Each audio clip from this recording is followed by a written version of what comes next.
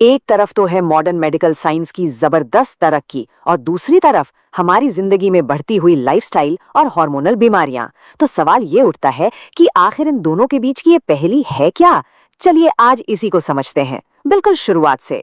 सोचिए, आज हमारे पास हर बीमारी के लिए बेहतरीन दवाई हैं, है ना? फिर भी पीसीओएस, थायराइड और तनाव से जुड़ी जो तकलीफें हैं, खास तौर पर महिलाओं में, वो एक महामारी की तरह फैल रही हैं। ये एक ऐसा अजीब विरोधाभास है जिसका जवाब जानना हम सबके लिए बहुत जरूरी हो गया है। तो इस जवाब को ढूंढने के लिए ना हमें स्वास्थ्य को दो अलग अलग नजरियों से देखना होगा। समझिए कि दो अलग अलग चश्मे पहनने होंगे। एक चश्मा है मॉडर्न मेडिसिन का और दूसरा है आयुर्वेद का। तो चलिए बिना देर किए इन दोनों नजरियों की गहराई में उतरते हैं। देखिए, मॉडर्न मेडिसिन हमारे शरीर को ना एक बहुत ही कॉम्प्लेक्स गाड़ी की तरह देखती है। अगर कोई पुर्जा खराब हो गया है तो उसे ठीक कर दो या फिर बदल दो। इसका पूरा का पूरा फोकस लक्षणों और हार्मोन्स पर होता है। वहीं दूसरी तरफ आयुर्वेद शरीर को एक बगीचे की तरह देखता है, एक पूरा इकोसिस्टम। अगर फूल नहीं खिल रहे तो वो जड़ में खाद, पानी और धूप का संतुलन बनाने की बात करता है, ना कि सिर्फ पत्ते पर दवा छिड़कने की। ये पूरे सिस्टम के बैलेंस पर काम करता है। इसको एक उदाहरण से समझते हैं, जैसे मासिक धर्म यानी पीरियड्स। मॉडर्न साइंस इसे हाइपोथैलेमस, पिट्यूटरी, ओवेरियन एक्सिस से समझाती है। सुनने में बड़ा टेक्निकल है, पर इसका मतलब है दिमाग और ओवरी के बीच हार्मोन्स का एक जटिल डांस, जिसे एस्ट्रोजन और प्रोजेस्टेरॉन जैसे हार्मोन्स कंट्रोल करते हैं। और आयुर्वेद क्या कहता है? वो कहता है कि यही प्रक्रिया अपान वायु नाम की एक ऊर्जा से कंट्रोल होती है। ये शरीर से हर तरह की गंदगी बाहर निकालने वाली एनर्जी है। जब इसका फ्लो, इसका प्रवाह बिगड़ता है, तब हार्मोन्स का संतुलन भी बिगड़ जाता है और फिर दर्द और अनियमितता जैसी परेशानियां शुरू हो जाती हैं। अच्छा, एक और उदाहरण लेते हैं, बुखार का। मॉडर्न प्रैक्टिस में क्या होता है? पैरासिटामोल जैसी दवा दी जाती है जो दिमाग को सिग्नल भेजकर शरीर का तापमान जबरदस्ती कम कर देती है। मतलब लक्षण को दबा दिया जाता है।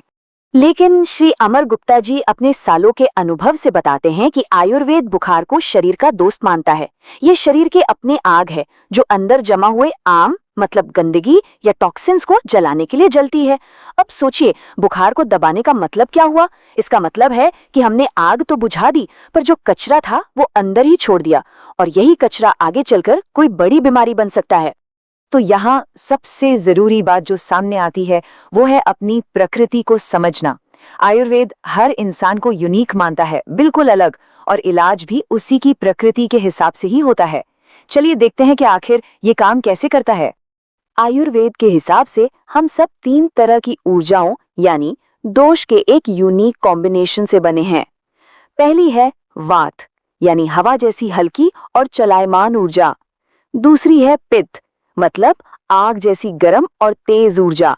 और तीसरी है कफ यानी पानी और पृथ्वी जैसी स्थिर और मजबूत ऊर्जा। जैसे वात प्रकृति वाले लोग अक्सर दुबले पतले, फुर्तीले और बड़े क्रिएटिव होते हैं, लेकिन जब उनका बैलेंस बिगड़ता है तो वो चिंता और गैस की समस्या से घिर जाते हैं। पित्त वाले लोग वो शार्प, फोकस्ड और अच्छे लीडर होते हैं, पर जब बात बिगड़ती है तो उन्हें गुस्सा और एसिडिटी परेशान करती है।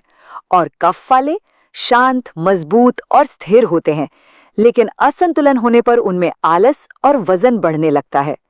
तो जब हम अपनी प्रकृति को एक बार समझ जाते हैं ना, तो फिर संतुलन का रास्ता भी अपने आप खुल जाता है।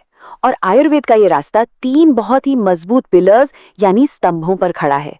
ये 3 स्तंभ हैं: आहार यानी हमारा खान पान, विहार यानी हमारी दिनचर्या और लाइफस्टाइल, और संताप यानी हमारा मानसिक और भावनात्मक स्वास्थ्य, जिसे हम स्ट्रेस मैनेजमेंट भी कह सकते हैं। आहार का सबसे बड़ा और सरल नियम है अपनी पाचन अग्नि का सम्मान करना। जैसा श्री अमर गुप्ता जी कहते हैं, जब शरीर मांगे तभी उसे भोजन दे। बिना भूख के खाना जहर के बराबर है, और भूख को नजरअंदाज करना भी उतना ही नुकसानदायक है। तो असल जिंदगी में इसका मतलब क्या है, करना क्या है? आहार में शुद्ध देसी गाय का घी शामिल करें, वो घी जो वैदिक तरीके से बना हो। ये शरीर की खुश्की यानी वात को शांत करता है। विहार के लिए योग और प्राणायाम को अपनी दिनचर्या का हिस्सा बनाइए ताकि ऊर्जा का प्रवाह सही रहे। और संताप यानी स्ट्रेस से बचने के लिए ध्यान या मंत्र जाप जैसी प्रैक्टिस करें जो मन को शांत रखें। तो सार क्या निकलता है? मॉडर्न मेडिसिन इमरजेंसी और गंभीर बीमारियों के लिए एक वरदान की तरह है, इसमें कोई शक नहीं। पर आयुर्वेद वो हमें एक ऐसा जीवन जीना सिखाता है जिससे हम लंबे समय तक संतुलित और स्वस्थ रहें और बीमारी की जड़ को ही खत्म कर सकें। और ये पूरी चर्चा हमें एक बहुत ही जरूरी सवाल पर लाकर छोड़ती है, हम असली स्वास्थ्य किसे मानते हैं? सिर्फ किसी बीमारी का ना होना या फिर शरीर और मन का एक ऐसा जीवंत संतुलन जिसमें बीमारी की गुंजाइश ही कम से कम हो? सोचिएगा जरूर। इस विषय पर और गहराई से जानने के लिए आप हमारे सूत्रों में दिए गए पंचतत्व आरोग्यम सेवा संस्थान से संपर्क कर सकते हैं। और अगर इस विश्लेषण से आपको कोई नई दृष्टि मिली हो तो इसे आगे जरूर बढ़ाएं, लाइक करें, शेयर करें और ऐसे ही विश्लेषणों के लिए सब्सक्राइब करें। देखने के लिए आपका बहुत बहुत धन्यवाद। यदि आप सेवाभावी नहीं हैं और भारतीय संस्कृति, प्रकृति और आयुर्वेद में जरा भी विश्वास नहीं रखते हैं तो कदापि हमसे पंचतत्व चिकित्सा के आगामी सत्रों में ना जुड़ें। हमसे जुड़ने के लिए पहली प्राथमिकता यही है, भारतीय संस्कृति और सभ्यता को पहचानें और मानें।